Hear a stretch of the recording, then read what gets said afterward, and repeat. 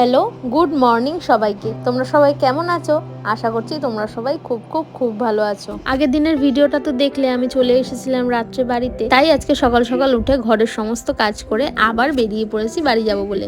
আর আজকে ওয়েদারটা দেখো কি সুন্দর, তাই না? সকাল সকাল বৃষ্টিও হয়েছে, ওই জন্য ওয়েদারটা পুরো একদম ঠান্ডা হয়ে গেছে। আর আমরা যে রাস্তাটা দিয়ে যাচ্ছিলাম, ওই রাস্তাটা দিয়ে যেতে গিয়ে একটা পুকুর পড়ে, তাই দেখো কি সুন্দর লাগছে পুকুরের জলটা প্লাস আকাশটা। আজকে যেহেতু রবিবার, ওই জন্য বাড়িতে তো অনেক কাজ থাকেই। আমি কিছুটা সেরে এসেছি আর রাহুল গিয়ে কিছুটা সারবে। মানে ওই বিছানার চাদরটা জাস্ট চেঞ্জ করা বাকি রয়েছে, ওটা আর করে আসতে পারিনি, ওটা রাহুল গিয়ে করবে। ওই জন্য বললো চলো তোমাদেরকে দিয়ে আসি, বেলা হয়ে যাচ্ছে, তোমাদেরকে দিয়ে এসে তারপর আমি এটা করে স্নান করে আমি পরে যাবো। বললাম ঠিক আছে চলো তাহলে আমাদের দিয়েই চলে আসো বলে আমাদের দিয়ে তো চলে গেছে। আর বাড়ি এসে দেখি মা দেখো এখানে কত শাক নিয়ে বসেছে। তারপর আমি চলে গেছিলাম রান্নাঘরে গিয়ে দেখছিলাম আজকে কি কি রান্না হবে। তো দেখছিলাম মাংসটা ওদিকে ম্যারিনেট করে রাখা আছে। আর অনেকেই আছে যারা মাংস খায় না, তাদের জন্য মাছও কিন্তু এখানে রান্না করা হয়ে গেছে। আর একটা ভালো বিষয় হলো মাছটা কিন্তু একদম নর্মাল করেছে, কোনো রকম ঝাল দেয়নি। ওখান থেকেই পিহুর জন্য হয়ে যাবে, মানে পিহুর জন্য আলাদা করে আর রান্না করতে হবে না। তারপর মা এখানে আমাকে সকালের টিফিনটা দিয়ে দিয়েছিল, লুচি, আর পিসি কিন্তু আমাকে মিষ্টিটা দিয়ে দিচ্ছিল। তো আমি এসে টিফিনটা তো করেই নিয়েছি, তারপর ড্রেসটাও চেঞ্জ করে নিয়েছিলাম। আর যেহেতু 12টা বেজে গেছিলো, ওই জন্য 12টার সময় পিহু তো ফল খায়, ওই কিন্তু ফলটা আমি খাইয়ে দিচ্ছিলাম ওকে। ফল খাওয়াতে খাওয়াতে রান্নাঘরে গিয়ে দেখি ওদিকে কিন্তু শাকও বসে গেছে। আর মাংস দেখো এখানে ফোটা শুরু হয়ে গেছে, মানে মাংসটা ফুটলেই হয়ে যাবে। তো তারপর আমি পিহুকে কিছুক্ষণ ঘুম পাড়ানোর চেষ্টা করছিলাম, কিন্তু মেয়ে আমার আজকে ঘুমোচ্ছেই না।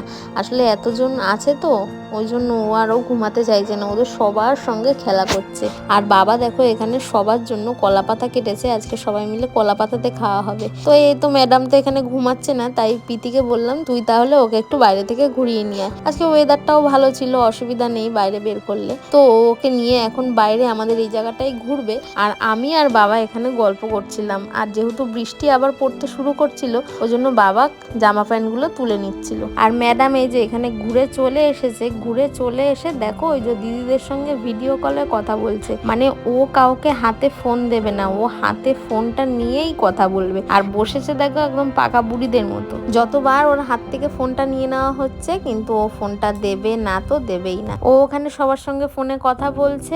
আর এইদিকে দেখো আমার কর্তামশাইও চলে এসেছে, আর আসার সময় নিয়ে এসেছে সবার জন্য মিষ্টির দই। তারপর আমরা সবাই এখানে খেতে বসে যাই। আর খেতে বসে মা আমাকে বলে তুই মাংসটা সবার জন্য বাটিতে বাটিতে তোল। তো আমাকে দিয়েছে সব থেকে বড় কাজটা, আমি সেটাই এখানে বসে করছিলাম। আর দেখো ভাত সবাইকে বেড়ে দিয়ে, আর প্রথমে আমরা সবাই বসে পড়েছিলাম। আমি আগে বসেছি কারণ আমার আবার পিহুকে খাওয়াতে হবে, ওই জন্য আমি সব বাচ্চাদের সঙ্গে আগেই বসে পড়েছিলাম। ও হ্যাঁ, বাচ্চাদের সঙ্গে আমার বড় বসে পড়েছিল, কারণ ওরও খিদে পেয়ে গেছিল। আর তোমরা একটা জিনিস লক্ষ্য করেছো কিনা জানি না, ওপরে কিন্তু পিহু ঘুমাচ্ছে আর একটা ব্যাচ উঠে গিয়ে আরেকটা ব্যাচ বসে গেছে। কিন্তু আমার খাওয়া এখনো হয়নি, কারণ আমি খুব লেট করে খাই। আর যেহেতু পিহু ঘুমাচ্ছিল, ওই জন্য আমি কোনো তাড়াহুড়ো করিনি, আমি আস্তে আস্তেই খাচ্ছিলাম। আর খেতে বসে এখানে সবাই মিলে হাসাহাসি হচ্ছিল, কারণ আমার বাবা পিসিদের পেছনে লাগছিল। ওই ভাই বোন একসঙ্গে থাকলে যা হয় আর কি। তারপর দেখো খাওয়া তো সবার হয়ে গেছে, আমি পিহুকে খাইয়ে দিয়েছি। আর খেয়ে উঠে আমি দইটা খাইনি, আগে পিহুকে খাইয়ে দিয়ে তারপর আমি এখানে দইটা খেয়ে নিয়েছিলাম। আর তারপর দেখো মেয়ে আমার ঘুমিয়েও সবে উঠেছে, ও তো আর ঘুমোবে না, তাই এখানে দেখো দুষ্টুমি করতে তো শুরু করেই দিয়েছে। আর আমরা এখানে সবাই মিলে শুয়ে একটা বড় গল্পের আসর বসিয়েছিলাম।